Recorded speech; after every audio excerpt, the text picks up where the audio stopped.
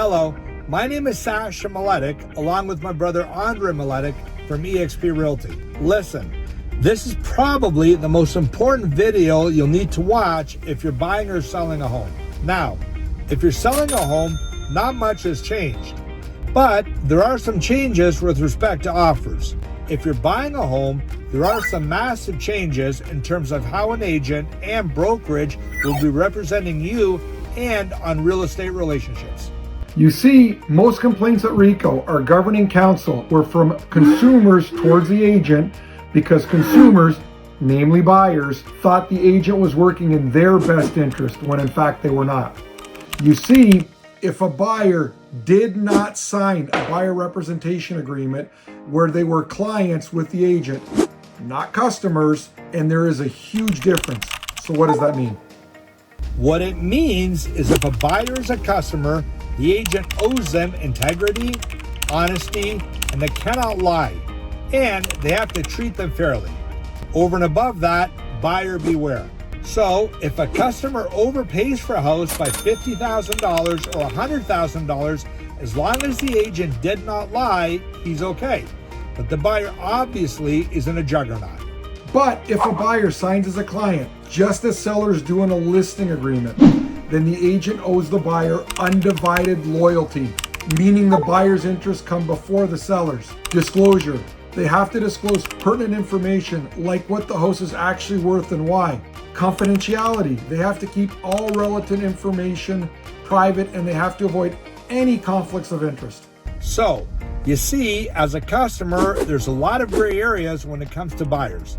And as of December 1st, 2023, the Real Estate Council of Ontario revamped all the rules and changed the act to Tresa, Trust in Real Estate and Services Act, to make representation black and white and take out all the ambiguities of the previous act.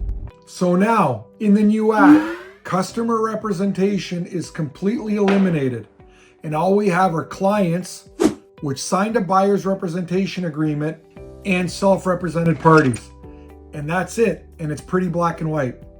So now that we've given you the background, let's dive into the RECO information guide and we'll highlight what all of this means. In fact, it's an obligation of the agent to go over this guide with you before you do anything. So we've provided a link in the email where you can download it and we'll walk you through it. Now, page 1 goes over why we've given this guide to you, what you'll find in it, and a table of contents where everything is laid out. Page 2 covers what a buyer or seller can expect from an agent that they sign an agreement with to have the agent represent them as a client. For instance, as a seller, an agent can advise you on market conditions and best strategies, market and advertise your home, provide and suggest referrals to other professionals you'll need with your transaction, such as lawyers, arrange inspections, appraisals, showings for interested buyers, advise you how to handle competing offers and how to vet them, negotiate with buyers on the seller's behalf, and guide you through all the paperwork. And as a buyer, an agent can assist you with getting financing. They can make you aware of any tax exemptions, gather and share information about a particular neighborhood, and arrange and show you homes.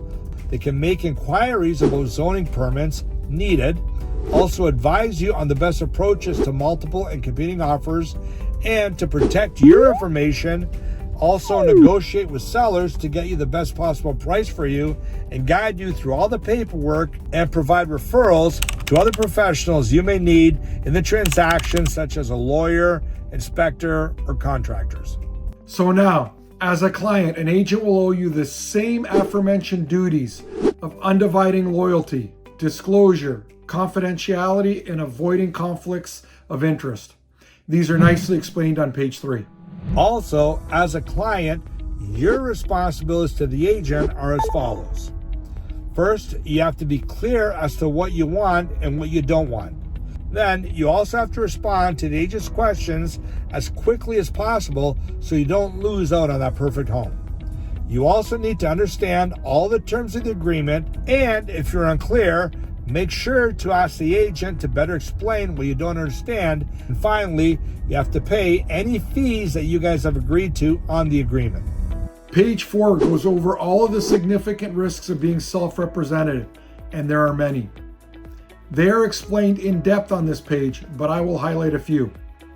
For instance, if you choose to be self-represented, it is your responsibility to look after and protect yourself.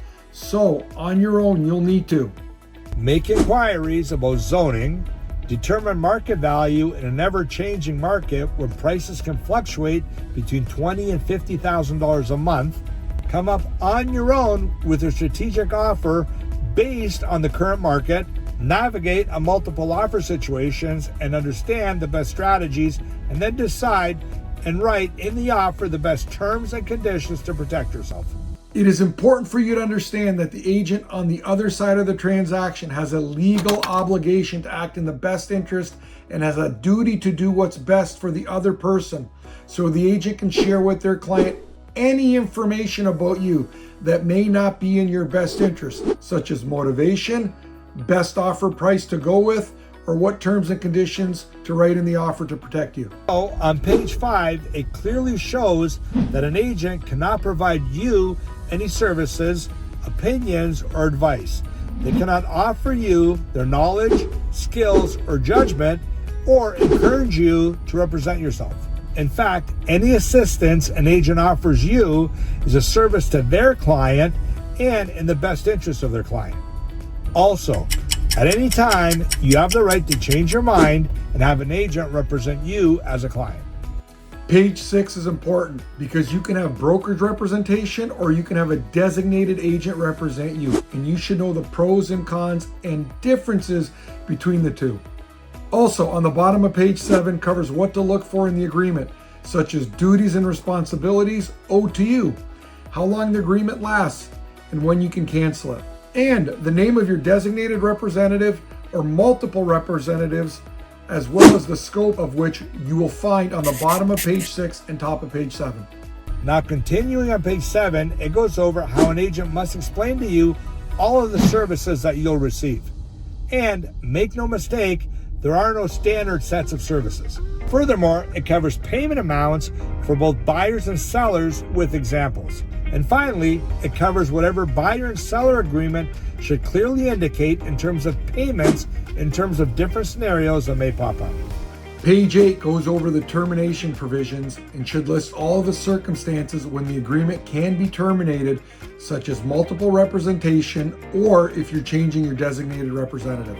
Also, expiry dates must be clear and prominent, and the holdover clause, as well as an explanation of what the holdover clause is and how it may affect commissions to the seller and as well the buyer. Page 9 dives deep down into multiple representation and how you would enter into multiple representation if you're under a broker representation or a designated representation. Please understand the multiple representation is not permitted unless each of the clients involved agrees.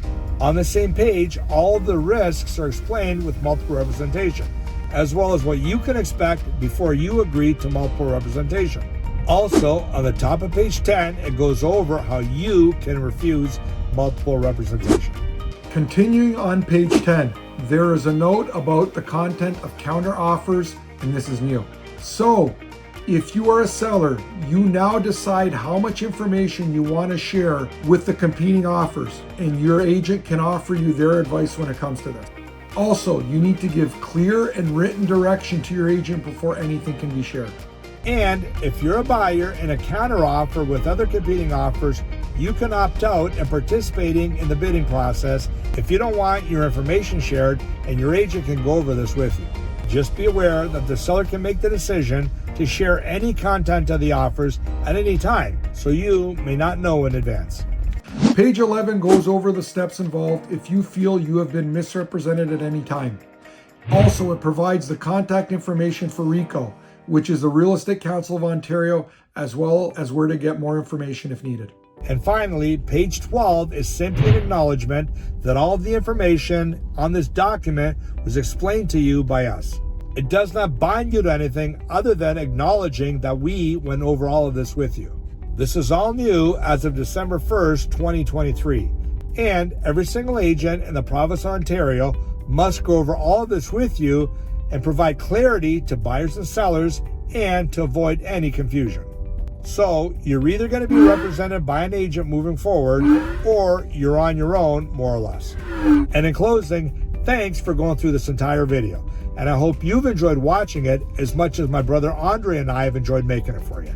Take care.